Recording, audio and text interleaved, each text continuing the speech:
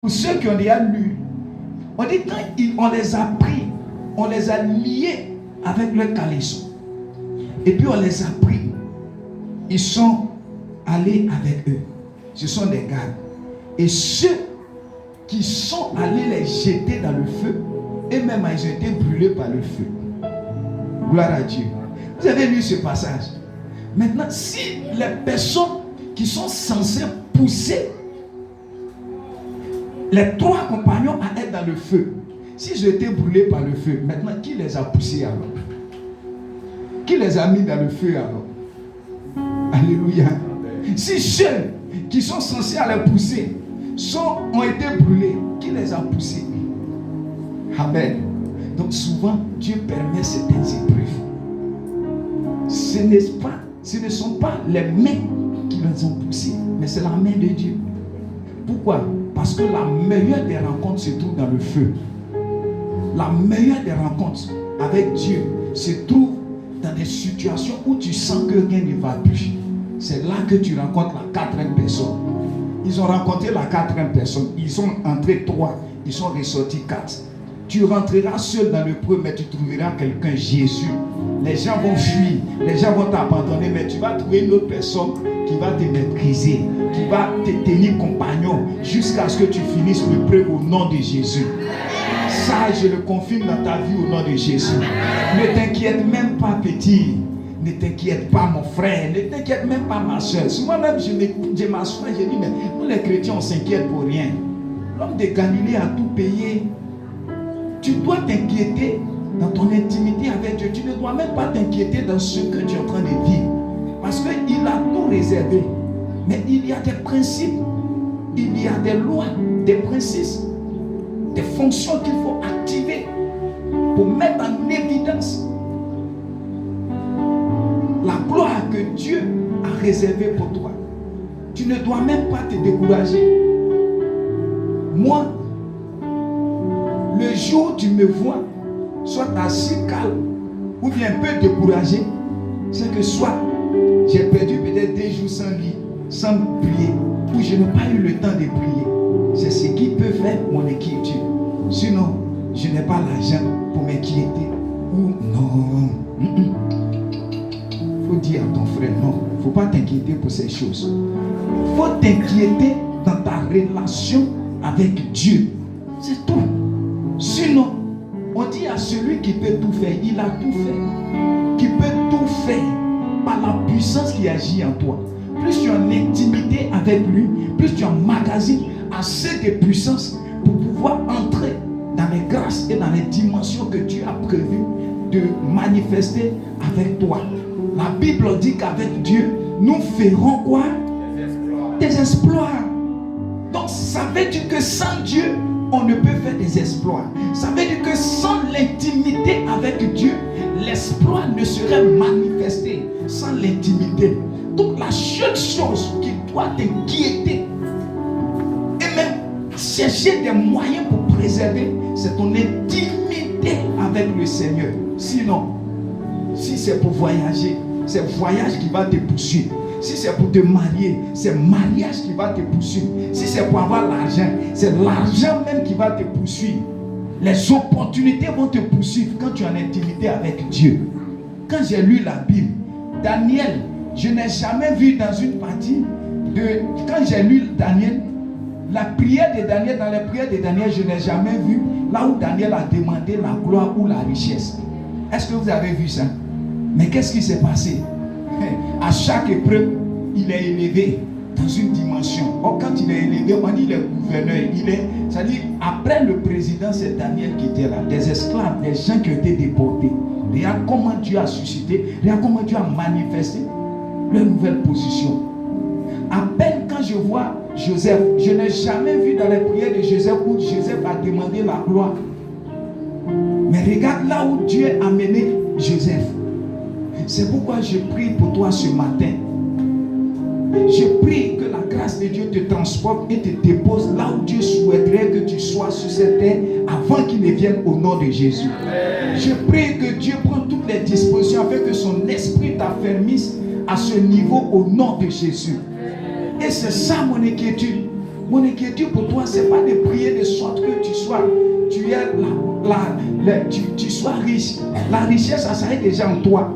La gloire, ça est déjà là. Tu n'as pas à chercher, mais c'est de te lier à Dieu. Dans ton intimité, plus tu avances dans l'intimité avec Dieu, plus les choses vont se soumettre à toi. Parce que là où la présence de Dieu est, là se trouve la liberté. C'est-à-dire tout est libéré là où Dieu est. Est-ce que tu es d'accord avec ça? Donc il ne faut même pas t'inquiéter pour quoi que ce soit. Quand je vois certaines situations, je m'assois. Souvent quand j'ai dit, laissez tomber.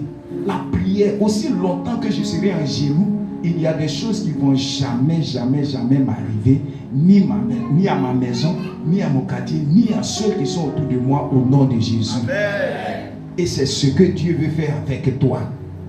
Tu ne sais pas combien de personnes sont dehors parce que tu n'étais pas encore engagé. Combien de personnes sont dehors et t'entendent. La Bible dit que Matthieu était assis au lieu des péages. Il était assis au lieu des péages. Et quand Jésus passait, Jésus a vu Matthieu. Il dit, Matthieu, suis-moi. Et Matthieu l'a suivi.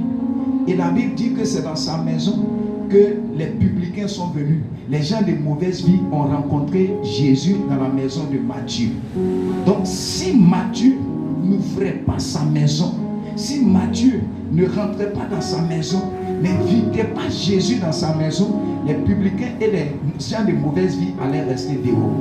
Donc aussi longtemps qu'il était assis au lieu du péage, ça veut dire qu'il y a des vies qui étaient maintenues. Mon frère, ouvre la porte de ton cœur de sorte que Jésus puisse entrer. À cause de ce que tu n'es pas encore engagé, ta famille est dehors. À cause de ce que tu n'es pas encore engagé, tes voisins sont dehors.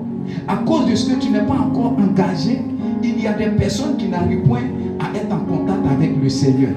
Je prie ce matin que l'engagement soit suscité dans ton cœur au nom de Jésus. Amen. Tu es une bénédiction pour plusieurs. Dis, je suis une bénédiction pour plusieurs. Dis même, je suis une source de bénédiction pour plusieurs. Dis encore, dis encore. Je suis une source de bénédiction pour plusieurs.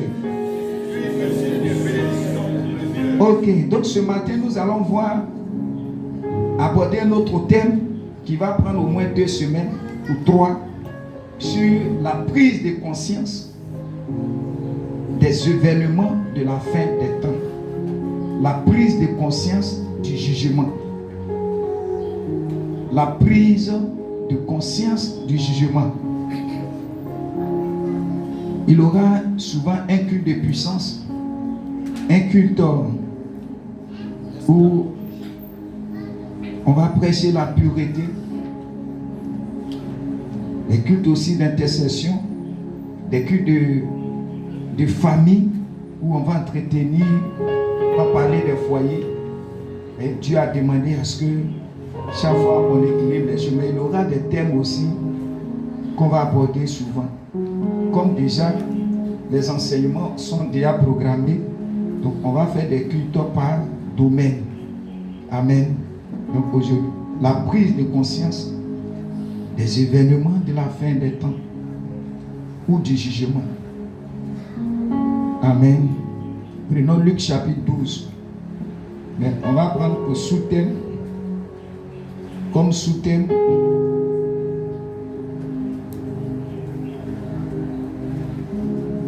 l'hypocrisie est poison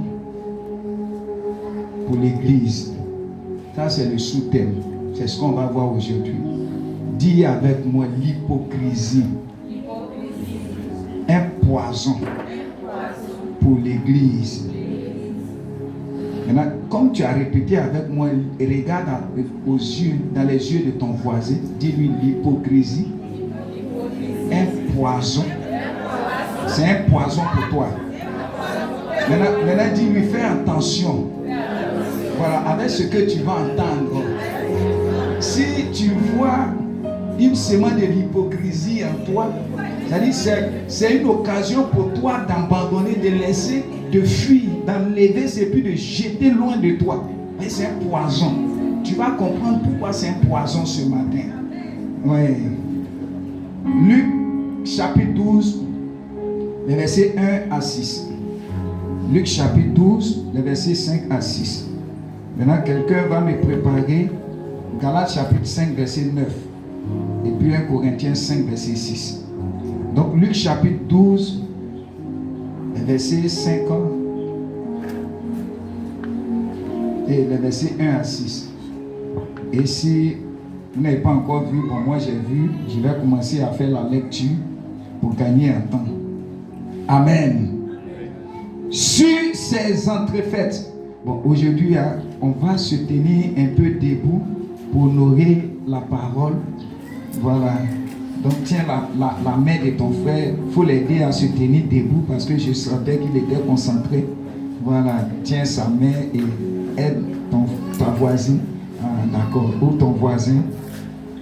Sur ces entrefaites, les gens s'étant rassemblés par milliers au point de se fouler les uns les autres, Jésus s'est mis à dire à ses disciples, avant tout, dit avant tout, gardez-vous du levain des pharisiens qui est l'hypocrisie. Il n'y a rien de caché qui ne doit être découvert. Dis-lui, il n'y a rien de caché qui ne doit être découvert, ni de secret qui ne doit être connu. Amen. C'est pourquoi tout ce que vous aurez dit dans les ténèbres sera entendu dans la lumière, et ce que vous aurez dit à l'oreille dans les chambres sera prêché sur les toits. Je vous dis, à vous qui êtes mes amis, ne craignez pas ceux qui tuent le corps et qui après cela ne peuvent rien faire de plus. Je vous montrerai qui vous devez craindre.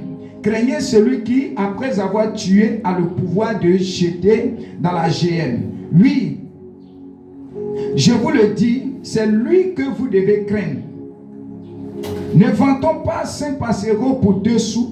Cependant, aucun d'eux n'est oublié devant Dieu. Amen.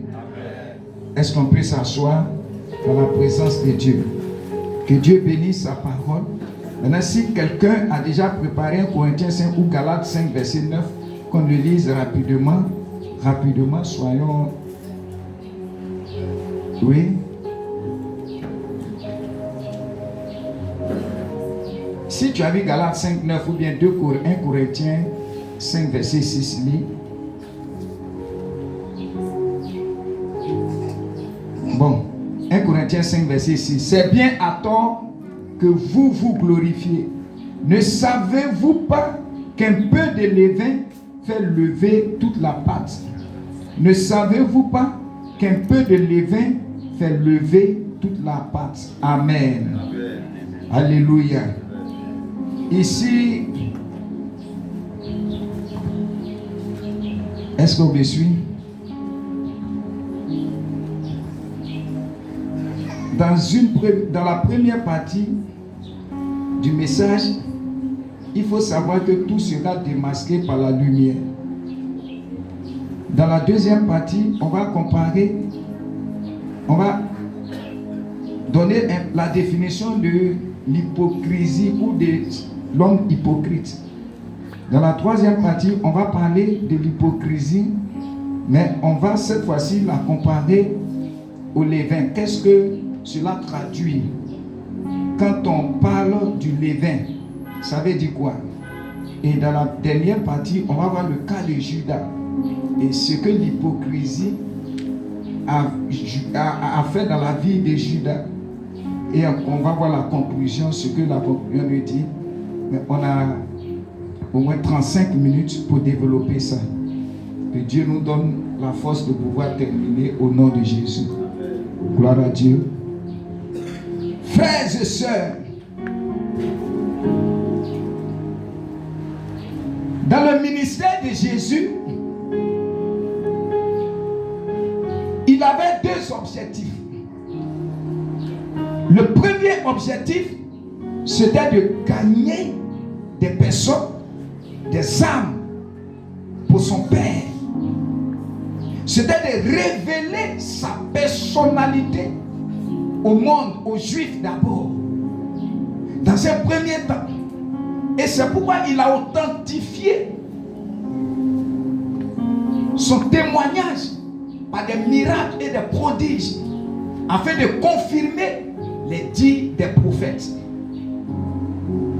En plus de cela, il a sélectionné des personnes appelées des disciples, et parmi ces disciples, il y a aussi des hommes qu'il a appelés, qu'il a nommés apôtres. Donc sa mission pour les disciples et pour les apôtres était de les former, de les équiper, afin qu'ils puissent continuer le travail qui va les laisser lorsqu'il sera glorifié. Ainsi, si nous sommes là, le travail que Jésus nous demande de faire dans votre vie, c'est de permettre que aussi vous soyez des disciples accomplis. Au dehors, il prêchait la parole pour gagner les âmes. Mais lorsqu'il était avec ses disciples, il les enseignait. Et dans l'un de ses enseignements, ici dans Luc chapitre 12, Jésus, il mettait en garde ses disciples contre l'hypocrisie. Et il a observé la manière dont les pharisiens servaient Dieu. La réaction des pharisiens. Il a détecté en eux la maladie de l'hypocrisie dans la vie de ces hommes qui se font appeler hommes de Dieu en son temps. Et il sait qu'il allait partir. C'est pourquoi il a demandé à ce que les disciples qui vont continuer l'œuvre de Dieu, parce que les pharisiens, les sadducéens sont des personnes qui sont inscrites dans la loi, qui sont investies dans la loi pour apporter l'éclairage de la loi au peuple. Mais leur manière d'agir ne correspondait pas à la manière dont Dieu souhaiterait qu'il le fasse. C'est pourquoi le Messie vient pour établir la vérité. Le Messie arrive pour mettre en évidence la vraie adoration. Donc, pour ne pas que après son départ, les disciples fassent comme les pharisiens, comme les anciens, comme les aînés, il va les mettre en garde contre un péché qui est très important, un péché même que l'Église aujourd'hui vit, l'hypocrisie. Dis hypocrisie. Hypocrisie. Frère, qu'est-ce que l'hypocrisie? Ou l'homme hypocrite, c'est qui l'hypocrisie? Qui connaît la définition? Qui va me donner un peu? Qu'est-ce qu'un hypocrite? Quand on dit quelqu'un est hypocrite, ça veut dire quoi? Oui? Qui fait semblant d'aimer. Oui, il y a qui encore? Différentes réponses. Une personne qui fait semblant d'aimer, qui présente un amour, mais en réalité, il n'aime pas. Oui, il y a qui encore? Hypocrite. Quand on dit quelqu'un est hypocrite, ça veut dire quoi? Qui me donne? Il y a... Oui, Josiane, j'ai vu la main qui était sur le point de se lever. D'accord. Oui, Ébilé. Quand on dit quelqu'un est hypocrite, ça veut dire quoi? C'est quelqu'un qui est, lorsqu'il est en présence des autres, oui. Il se fait bien. Oh, à l'intérieur, c'est un flasheur. Amen. Oh, à l'intérieur, c'est un faux. Amen. Gloire à Dieu. Il y a qui encore? Il y a plusieurs. Il y a dit la définition. Tout ce que vous êtes en train de donner comme définition est réel. C'est-à-dire, mais c'est dans différents domaines que vous donnez cette définition. Mais il y a une définition qui régit tout ce que vous avez dit. Amen. Amen. Gloire à Dieu. C'est le fait qu'un homme, un hypocrite, c'est le fait qu'un homme se force de couvrir sa vraie nature pour donner une apparence ou présenter une apparence de piété aux yeux des hommes. Je reprends. C'est le fait qu'un homme se force. C'est-à-dire, être hypocrite, c'est un travail. Hein? C'est un travail. Ou bien, quand je vais, c'est un travail. Il se force. C'est-à-dire, c'est parce que chaque fois, tu es obligé de mettre ton drap. Tu es obligé de mettre. C'est ce que Jésus a dit aux pharisiens là. Il dit, vous faites porter la peau des brebis alors qu'à l'intérieur de vous, vous êtes des loups ravisseurs. Maintenant, la peau des brebis là. Est-ce que vous savez que la peau des brebis, est-ce que ça va demeurer éternellement? Le temps va finir par déchirer. Même quand on met la peau sur les tam-tams, quelques temps après, ça fait quoi? Ça se déchire. Quand tu mets ça au dehors, chaque matin, tu vas voir qu'à un certain moment, ça va commencer à s'affaiblir et ça va se déchirer. C'est pourquoi j'ai dit que l'hypocrisie, c'est un travail. Hein? La personne se force de couvrir sa vraie nature. C'est-à-dire la nature intérieure. Ce que la personne même manifeste dans son homme vrai. Dans son homme vrai, dans sa nature, dans sa manière de vivre. Maintenant, cette personne va couvrir ça pour présenter une autre facette de sa vie aux yeux des hommes. C'est comme quelqu'un qui vole, mais il s'efforce. C'est la nuit qui vole, mais il s'efforce pendant le jour de se présenter au milieu des gens comme étant quelqu'un de bien. Et il va dans sa quête de se couvrir du vol, il va commencer à faire quoi? À poser des bonnes actions. De sorte à faire quoi? C'est-à-dire à bannir toute crainte ou toute soupçon à son endroit. Il s'efforce de garder dans son esprit, il s'efforce de garder dans l'esprit des gens une bonne apparence de lui. Alléluia. Est-ce que quelqu'un me comprend? Gloire à Dieu. Gloire à Dieu. C'est faire paraître ce qu'on n'est pas aux yeux des hommes pour éviter leur jugement ou gagner leur approbation. C'est faire paraître ce qu'on n'est pas pour éviter le jugement des gens ou pour gagner leur approbation. Quand on prend Matthieu chapitre 23 verset 5, on parle des pharisiens. Jésus parle de l'hypocrisie des pharisiens. Matthieu chapitre 23 verset 4. Il dit, il lit des fardeaux, il parle des pharisiens, il lit des fardeaux pesants et les met sur les épaules des hommes, mais il ne veut pas les remuer du doigt. Alléluia. Gloire à Dieu. Au verset 5, voilà, au verset 5 plutôt, ils font toutes les actions pour être vus des hommes. Ils font toutes les actions pour être vus des hommes. C'est-à-dire que tout ce qu'ils font là, c'est pour que les gens apprécient, les gens donnent leur approbation. Ils font toutes les actions pour être vus des hommes. Ainsi, ils portent de larges phylactères et ils ont de longues franges à leurs vêtements. Ils aiment la première place dans le festin et les premiers sièges dans les synagogues. Ils aiment à être salués dans les places publiques et à être appelés par les hommes Rabbi, Rabbi. Amen. Donc, l'hypocrite, il aime, c'est-à-dire il présente une apparence pour être approuvé aux yeux des hommes, pour être approuvé plutôt par les hommes, pour éviter le jugement des hommes. Tout à l'heure, j'ai pris le voleur. Le voleur ne va jamais s'afficher à midi qu'il est voleur. Et tu vas constater même dans le quartier, le voleur, c'est celui qui fait le bien matin. Tu vas, c'est lui qui fait le bien. Mais alors qu'à l'intérieur, il sait qui il est. Mais il fait le bien pour couvrir. C'est-à-dire sa vraie nature, de sorte que les gens n'aperçoivent pas l'homme qu'il est réellement. Alléluia. C'est ça l'hypocrite.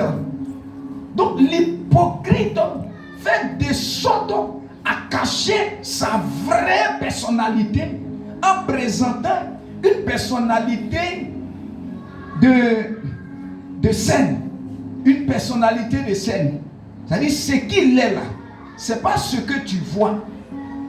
Maintenant, demande à ton voisin de la manière dont tu viens t'asseoir à l'église et que tu te comportes ainsi. Est-ce que c'est de cette même manière que tu te comportes à la maison ou dans le secret lorsque les frères ne sont pas là?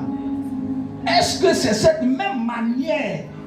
Ah, tu n'as pas demandé à ton frère. Hein? Voilà. De la même manière que tu ris, quand tu viens à l'église, tu ris avec les frères. Est-ce que c'est comme ça que tu ris à la maison? De la même manière que tu viens, sois béni mon frère, sois béni ma soeur. Est-ce que c'est cette même manière que tu fais lorsque tu es à la maison? De la même manière que quand tu viens à l'église, le papa de l'église t'envoie, va m'acheter ça. Ah, le petit, il est humble, on l'envoie, il va. Est-ce qu'à la maison, quand on t'envoie, tu vas? C'est ça l'hypocrite. Il se joue les bons quand il est au milieu de l'assemblée. Mais alors qu'en réalité, il n'est pas celui que tu penses être. Il est bien au milieu des frères. Mais c'est un mauvais gars à la maison. C'est une mauvaise fille à la maison. C'est un mauvais enfant à la maison. Alléluia. Gloire à Dieu. Est-ce que tu m'entends? Je ne veux pas que tu sois un hypocrite ce matin. Jésus dit avant tout, avant que tu ne me demandes quoi que ce soit, je dis garde-toi, préserve-toi contre le péché qu'on appelle hypocrite. Donc on va poursuivre pour voir réellement est-ce que je fais partie de ceux-là qu'on appelle hypocrite ce matin. Tu souhaites que je continue ou bien tu veux que j'arrête là? On continue, non? L'hypocrisie, ici, c'est aussi de cacher ses vraies intentions, comme il a dit, ses vraies motivations pour présenter les forces dans ses actions, dans ses dires, dans ses sujections. Les ennemis les plus tranchants, ce sont des hypocrites. Des gens que tu ne maîtrises pas, tu ne connais pas. Matin, il rit avec toi. La nuit, il dégage des plans de guerre contre toi. Il est bien. Mais à l'intérieur, tu vas voir dans le monde des esprits, c'est quelqu'un qui a pris une position haute. Mais il fait bien de sorte à gagner ton cœur afin de te poignarder derrière. C'est ça l'hypocrite. Il cache sa vraie nature pour te détruire. Donc si tu as un ennemi hypocrite, tu es foutu. C'est pourquoi la spiritualité nous enseigne d'avoir le discernement, de discerner les hommes qui sont autour de nous. Il y a quelqu'un du nom de Judas qu'on va présenter tout à l'heure. Mais avant ça, Jésus a dit quelque chose. Il dit avant toute chose. C'est vrai, tu vas me demander ça, tu vas me dire ça, tu vas me demander de te donner ça. Mais avant que je ne te donne toutes ces choses, avant de t'engager dans toutes choses, garde-toi du péché de l'hypocrisie. Et il dit, gardez-vous du levain des pharisiens. Gardez-vous du levain. Disons ensemble, gardons-nous du levain. Gardons-nous du levain. Qui connaît, on dit la levure, non? Levure, c'est qu'on prend pour faire beau photo là. Qui connaît ça? Quels sont ceux qui ont déjà grillé des galettes? Voilà. Donc vous connaissez ce qu'on appelle levure. Tu connais levure? On va aller terre à terre. Il y a une maman qui me dit, eh, passer ton français là, ça fait que je ne comprends pas ce que tu dis là. Donc on va aller terre à terre. Gloire à Dieu. Qui connaît levure? On connaît tous levure. Voilà. Ben, il y a des gens qui ne connaissent pas ce qu'on appelle levure. Voilà. Comment il s'appelle? Derrière Yannick. Oh, ça, il y a derrière. Oui, tu vois Lévi? Oui, mon caroleur. Tu vois Lévi? Tu ne connais pas Lévi, tu vois? Il ne connaît pas Lévi. Lévi, quand tu. Mais tu as déjà mangé beau photo, non? Beau photo, tu manges. Il y a Lévi dedans. Pain, tu manges. On met Lévi dedans. Maintenant, l'objectif ici, dans l'ancien temps, on parle de levain. Donc, la levure ou le levain, c'est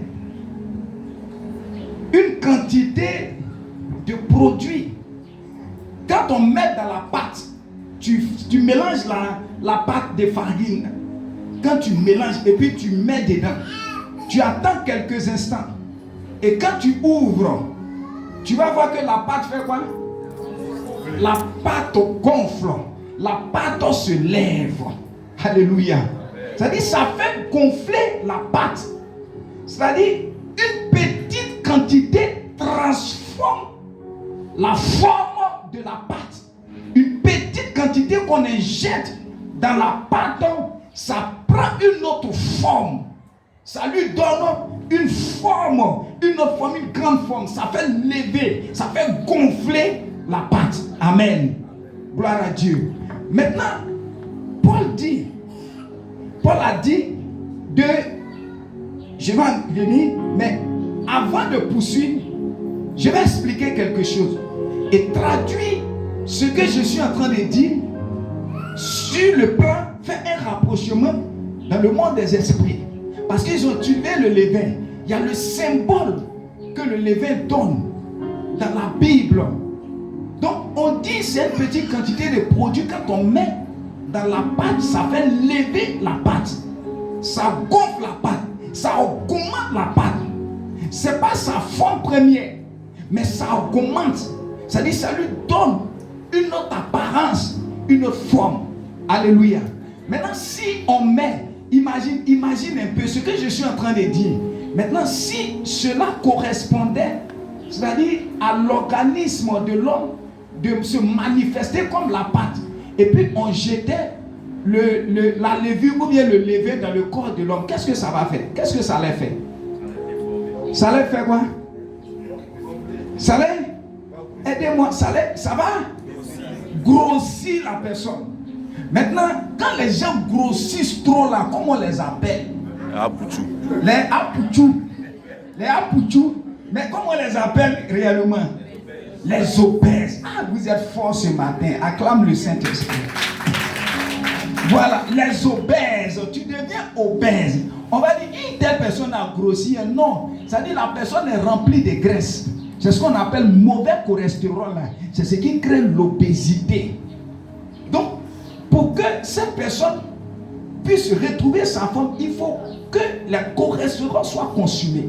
Donc, si c'est dans le domaine de l'homme, mais ici, ils ont comparé le levain plutôt, à quelque chose, à la spiritualité.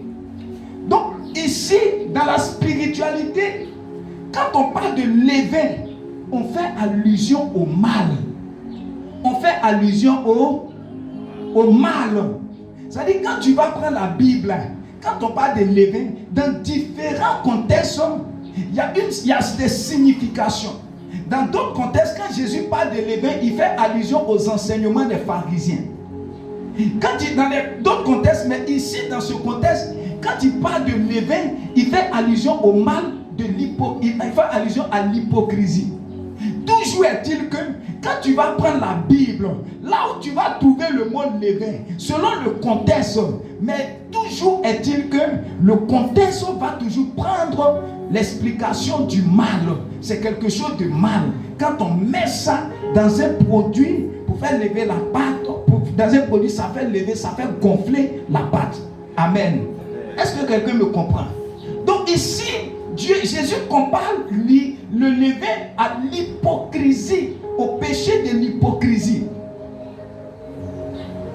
Dans l'Ancien Testament, on parlait de Christ, on dit manger les pains sans levain. On aura le temps de changer lorsqu'on va enseigner sur la Pâque. Je vais rentrer encore dans les profondeurs pour parler de ce que pour expliquer le levain véritablement. Mais aujourd'hui, on n'a pas assez de temps pour faire ça. Mais il faut comprendre que quand on parle de levain, c'est le mal. Dis levain. Dis avec moi levain. Levain. Amen. Donc levain. Donc vous voyez, si physiquement, quelqu'un qui commence à grossir de façon naturelle, on dit que cette personne tombe dans l'obésité, est obèse. Maintenant, quelles sont les conséquences de l'obésité? Qui connaît un peu les conséquences? Donnez-moi une conséquence de l'obésité. Infirmier, voilà, oui. Oui. Maladie cardiovasculaire, c'est-à-dire les maladies du cœur, oui. Et puis, bon, tout ça, ça fait partie des maladies, l'hypertension, est-ce qu'elle est mauvaise? C'est-à-dire, les nerfs, les vaisseaux sanguins, c'est-à-dire, il y a risque sur les vaisseaux sanguins qui vont se boucher. Et puis, il aura un problème, cette personne aura un problème de respiration. Amen. Maintenant, c'est pourquoi les gens qui connaissent L'animal, bon, pour les gens qui ont fait le village, ici, là, si je demande à quelqu'un est-ce qu'il a déjà vu agouti, qui a déjà vu agouti de son vivant? Qui a déjà vu agouti? Je n'ai pas dit agouti moi, hein.